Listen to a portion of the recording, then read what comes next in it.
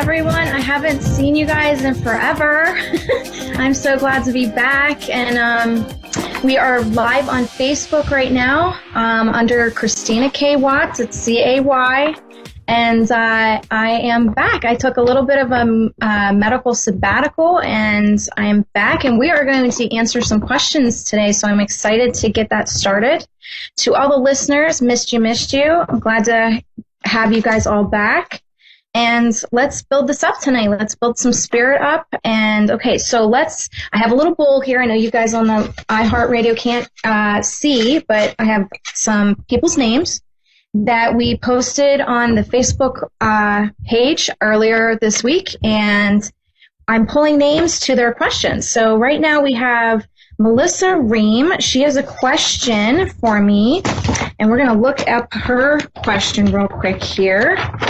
And her question is, are you bonded to your soul families or soul tribes, and do we always have them in our lives? Not necessarily. You can change that up. Everybody has their own acting role and their own way they're going to teach you. And not every person's meant to come in every single life. There's going to be lives where you're not going to have somebody learning from you and vice versa. Okay, so our next question goes from Deanna Harriot. And her question is, okay, ones with dementia have harder time crossing because of confusion on where they are. So I'm guessing her question is, do they have a harder time crossing due to the confusion? And sometimes, yes, it just depends on the soul. And eventually when they cross over, they do go through a healing process, and they do take time to consider their learning and go through their life review. And once they do that, then they come out of that like fuzzy phase of, okay, I can't, I have to understand my reality, my alternate reality right now. I'm not, and this is the thing, I specialize in Alzheimer's and dementia patients. And the reason I do this is because there is, when I do healing, there's actually like a little red tunnel that spins in the right frontal lobe. And this is what a spirit calls a soul portal funneling. And what's happening is you have a soul that learned enough from here, but they don't want to leave just yet because they want to kind of stick with their soul family and learn from them still. However, they don't want to stay here all the time. So they kind of funnel through and they go to a different dimension, AKA dementia.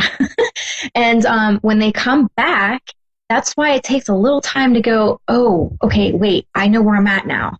But sometimes it doesn't click and they have no idea who you are or what's going on because they're so used to the dementia and the tunneling of going to another dimension. So that's what's happening. There's nothing wrong with your loved one. It's just their soul is just kind of tired of learning from Earth, and they want to venture off and do other things. So they use dementia and Alzheimer's to do this. Okay, our next question is from Dawn Horner.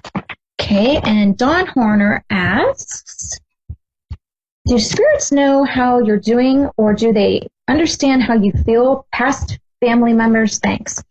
So I'm guessing her question is basically, does your loved ones kind of know what you're going through?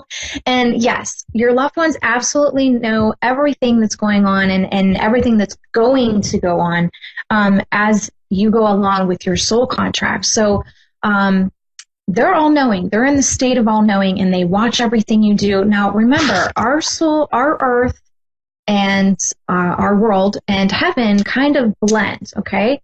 So it's pretty much kind of like pulling back a curtain or a veil, aka the veil. And that's how close they are. It's just pulling back a curtain, and they're right there, okay? The next question is from Melissa Ream again. So let's go back and let's see Melissa's question. How many parallel lives can we have going at once, and why can we only know about one? This is actually a very, very good question. I love this question. We can have many lives. I think a lot of people like to put the soul in like a little container, and that's all it does. It has its religion, it has its politics, it has its work, it has its family, and nothing else happens. No. This is why you get pulled to people. It's not seeing their physical. It's a feeling you get when you're around them, and it's a feeling of, okay, I recognize you, I don't recognize you, or I do recognize you and I get a good feeling, or I recognize you and I get a bad feeling. So we do have all these parallel lives happening, and the reason we only can fixate on one at a time is because it would become very confusing. We'd, again, become a dementia patient, would we not? Or an Alzheimer's patient. So I like how that question kind of followed up with the dementia patient. Okay, Kristen Holtz on the personal page asks, let's see where Kristen Holtz is, and we'll answer her question. I think she's in the beginning here. Yes, she is. Can dark affect saging? I bought a big cedar sage from your store and torched it over 6 times, and it would not stay lit. It smokes, then goes right out. I even broke some pieces up and tried to burn them, and it didn't work. Couldn't believe it. This is actually happening right now, more so during retrograde. You got your little tiny minions running around, your little dark minions running around, and they're using retrograde to their full advantage right now. So if you have a weakness going on, maybe you're fighting with people, you hear ringing in your ear, you're getting headaches, you're getting dizzy spells, you're getting panicky, anxiety. This is all the retrograde energy going on right now. So when you sage, it is very hard to sage with just a lighter. So what I kind of tell people to do is light a candle and then put the sage and light it under the candle. I guarantee you will have a better time of saging and lighting the sage with a candle-lit candle, not with a lighter that you're trying to do the lighter. So I find that this helps a lot when I have dark trying to affect the saging and they don't want you helping yourself. This is a great way. Maria, my guide, had showed me the best way to light sage during these times when they don't want you saging. This has actually happened to me, so you are not alone on that. Okay, Mary Lou Morrison has a question, so let's look at her question. And she asks, I've always been curious as to the migration of the souls of our loved ones that have passed. How does that work? If their soul is off on another lifetime and we ask them to come forth in a reading, can they do both? Yes. And I think somebody on the live show, on the Facebook Live, actually had that question as well. And your loved ones cross. They can't do anything but cross because, again, they're not in the body. And remember, if God can be everywhere and He created you, so can you. If He can be everywhere, so can you. So if I am in the middle of a reading and I'm actually talking, because we do the live readings with the client's consent live on Facebook, unedited, from beginning to end. This is what you get. This is what it looks like. And I do that for teaching reasons and to show people how not to get scammed. This is what a reading should look like. Okay. So when I am doing a reading and I'm getting all this information and it's connecting, the loved one is with me, but they also the soul is kind of like a molecule. It breaks up into little particles and it goes and floats and does whatever it wants to do and learn from multiple dimensions and multiple places of learning of the consciousness. And the soul can be with me and off doing something else. It can do both. Now, there's sometimes a stubborn soul that just won't come forth, or maybe they'll wait 15 minutes our time to come forth because maybe they didn't want to come right away. So it's really up to the soul, and they have free will. I can't make them do anything. So there is some. On occasion, you do get some that just don't want to come right away, and they wait till close to the end of the reading to come forth. Okay, so the next question is from Cassandra Salandro, and let's see her question. Oh, that's the fan one. Let me look here. Cassandra, okay, here she is. Thoughts on organ donation? Oh boy, that's a toughie one for me. My best friend Rena, as you guys, most of the Facebook Hippie Tribe knows, she passed 2 years ago, and she was an organ donor. Now, I don't dispute organ donating. I believe it does save lives. I believe guides and God put it on earth to show, make use of the body. It's no longer being used, so don't waste it, use it. However, there is some companies out there that are just not very good to be dealing with. And the one that we had to deal with Rena, was not very kind. And they talked about her organs in front of her. It got very disturbing where, her mother was so concerned and asked that they put her out before she passes, and they didn't. They actually froze her from the inside out. So her passing was not the best for her. And so here's my biggest thing. And I've actually started a Facebook page about this, and it's called Remove the Mark campaign. And it's basically, do not put organ donating on your license. You might have a great company, or you might have a very money-hungry company, and that's what we're dealing with here in Pittsburgh and the Johnstown area. And if it's on the license, they have whatever power they can use to get the organs. The family has no say, and the loved one obviously has no say. And I can communicate with the ICU patients. I talk to the living and the dead. So I was able to communicate with Rena, everything she was going through. And I spent about 2 weeks, I believe it was 2 weeks, with her family in Pittsburgh. And I saw, for real, this company and what it does to people. So it was firsthand that I got to see all of this. And what I tell people is, put it in a will or put it on paper for your family so that they have it in their hands. If you put it on the license, the organ donation company has a way of controlling everything. So the power is no longer in your hands if it's on your license. So take it off your license and put it on a contract where your family has the say of everything, okay? And then you put your wishes on that contract of what you want done, okay? So nobody can control that. Okay, next question. Angela Inman. Okay, Angela Inman. Let's see. Okay, Angela Inman. Manifesting. I am trying to be mindful of my thoughts, which somehow seem to play out in life. How do we work on mindful manifesting good things? Right now with retrograde, this is going to be very difficult. I'm struggling with that myself as a medium. I have some things in the work, and I'm trying to control my manifesting because sometimes we just worry. But I got to tell you, if you use a Mookaite, which I've had one in my car, I have one upstairs in my bedroom, the Mookaite seems to calm me down. I notice when I'm not around it, I start thinking. And when I'm around it, it seems more subtle and calmer, like I'm not obsessing thinking, okay? So you can use a Mookaite to kind of, test it out. It's just like taking medicine, see how it works for you, do it in doses. Notice your energy before you have it, notice your energy after you have it, notice the energy when you're not around it and when you are around it. Just be very observant of how the Mookaite crystal helps you, okay?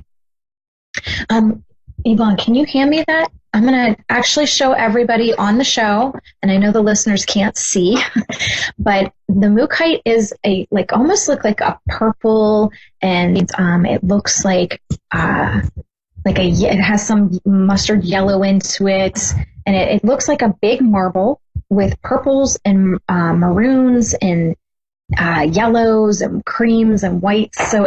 But the biggest colors that jump in are the purples and yellows. That's what it's known for, is the purple, yellows, and creams. And that's a Mookaite, okay? And I have it here behind me. Okay, so the next question comes to us from Nancy Fortman. Nancy Fortman. Let's see what she has to ask. Okay, did Jesus reincarnate like us, or is he at the right hand of God?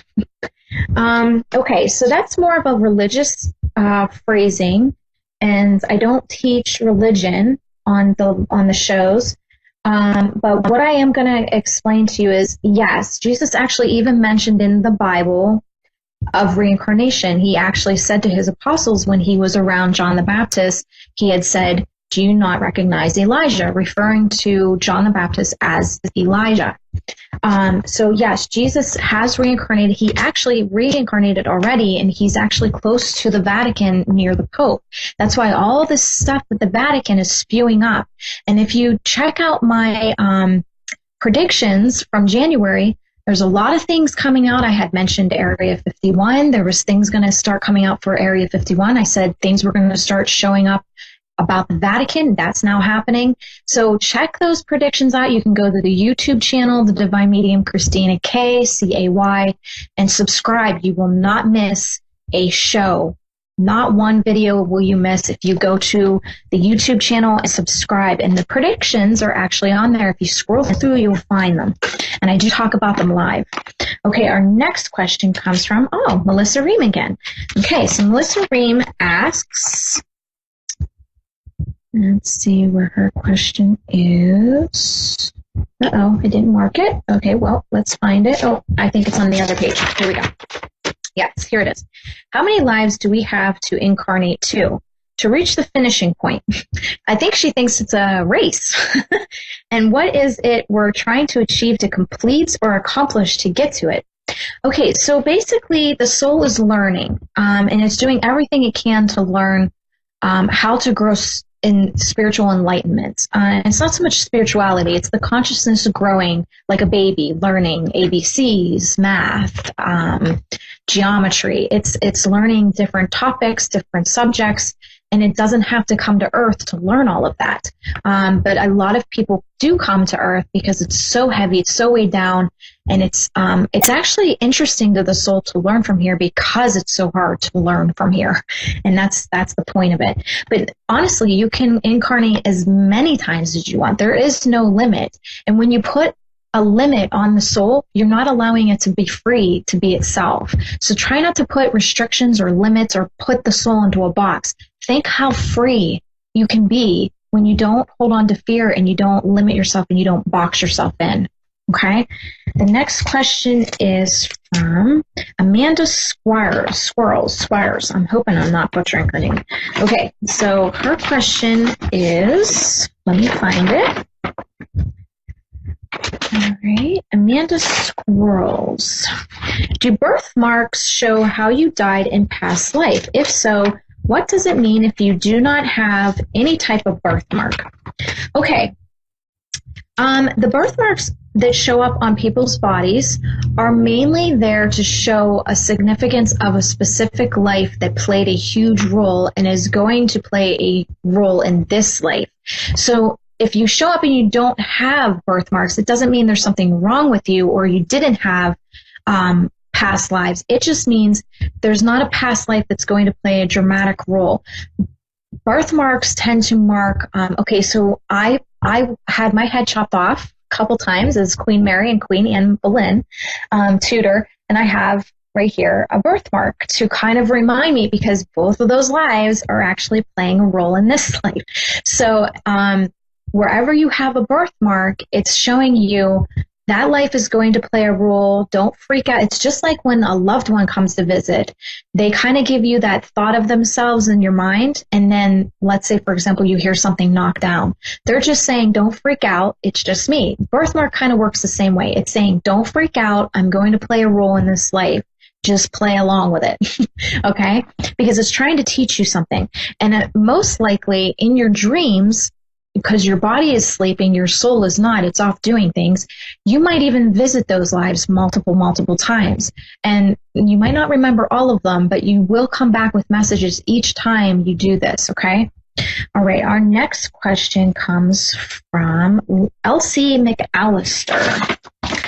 Elsie McAllister asks, I'm on the wrong page. What exactly does karma mean?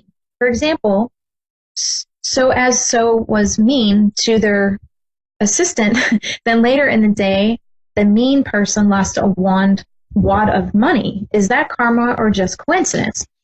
Okay, so with karma, sometimes your guides will let you see karma play out. Yes, most of the time it has to do with things they're doing in this life that they need to feel a repercussion of what their actions are doing. And karma, they don't see karma as bad. Spirit guides do not see karma as bad. They see it as a learning. So I use this analogy all the time. So let's say, for example, you have a son who has Down syndrome and a mother who's very frustrated with the Down syndrome. And she has nobody to help her. It's just her. So she's doing all the work. So she's taking her frustration out on the son. Okay, so now let's fast forward. The mom dies, the son dies. They go to their life review and they start reviewing their life. Mom feels everything she did to the son, and the son feels everything the mom went through. So now they have a better understanding because they switched roles, or they got to feel each other through this soul contract life review. Now, the mom says, I want to make this up to you. Let's go back. I want to try this again. But there's something wrong with that. It's not until they switch roles that they see each other's point of view better when they're living it out, because you can't just look at a book and know what's going to happen. You have to get into the book, read it, and when you're reading it, you're not even getting the experience. It's almost like you have to jump into the story and get the full experience of what's happening. Okay, so that's how karma plays out. They want you to learn from both aspects. So most likely, they're doing a real life karma understanding. And they're trying to help this soul. I don't see the soul as being bad. I'm thinking maybe they just didn't have the best decisions that they had made. There's no right or wrong. There's no, yes or no with paths. It's just what you choose is what you're going to learn. So, and based off of this person, they most likely are choosing not great things to learn from. Then it goes inside and they don't know what else to do but be mean about it and be upset about it and taking it out on others. So their guides are kind of doing things to kind of show them, this is how you made this person feel. Now, how do you feel that this kind of happened to you? Okay. So it's a real life karma cycle that's happening. Okay. All right. Our next question comes from Heidi Adelheid. I hope I'm not butchering her name. And her question is, major deep-rooted systems humans have developed in order to live and survive in this world will have to crumble in order to bring change. And she's very right. No doubt this will create chaos and disrupt comfort levels people are accustomed to. Knowing this will come about, what can we do for one another to help this transition, and what can we do spiritually to help ascend the vibration to bring us out of the long repeating cycle of the sheep effect, which I talk about a lot on my live shows. The distraction that keeps people from knowing who they are and what is really going on. You have to help people that are around you. If you see a homeless person and your first immediate thought is to get away from them, oh, they smell, or they did this to themselves, you have to see that from their point of view that, they're also struggling from their life and their learning and how they decided to choose to learn, or maybe they chose that path to get raw into their learning. Because when I see someone with Down syndrome, or I see somebody that has their leg cut off or their arm cut off, or I see a homeless person, I look at them as warriors because they really took on the hardship. They did not waste their time here. They took it on and they said, you know what? Give it to me. I want to learn from it. I don't want to waste my time here. When I go back, I really want to excel my learning. So I see these people as really taking on a life and really learning from it. And we have a homeless person. I'm always beeping at him. I just took him Gatorade the other day. Just do these things because you never know how you're going to affect and enlighten their life. I mean, he sits on a stoop and he looks sad all day. And I take him to Gatorade, and because I do this because I'm building up a little bit of a trust, because one day I just want to sit and I want to hear his story. I want to see what brought you to this. Did you really want to learn from this? Like, are you enjoying it? Because, just because somebody's homeless doesn't mean they're not enjoying it. They could have a bunch of friends and just they just want to be off the grid. They don't want to have a house. Just because they're homeless doesn't mean that it's bad. Okay. So it's reaching out with your heart and embracing everybody, okay? All right, our next question, which most likely will be the last one, Emily Blanton asks, if a baby dies and it comes back as spirit or ghost, does it come back as a baby or older? Do they continue to age on the other side? Your soul ages, okay? So based off how you're learning, your soul ages. So let's say, for example, your first life is the baby crawling. Your second life is the baby walking. Your third life is the baby talking.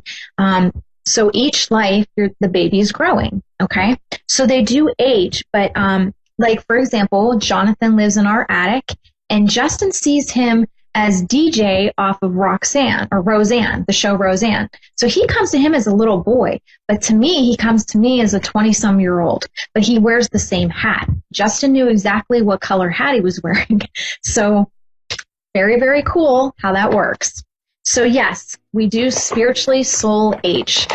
And that is it for me, guys. This was a great first show. I love these questions. Keep coming for next week. I'm looking forward to next Wednesday. And guys, honestly, dig in deep with your learning.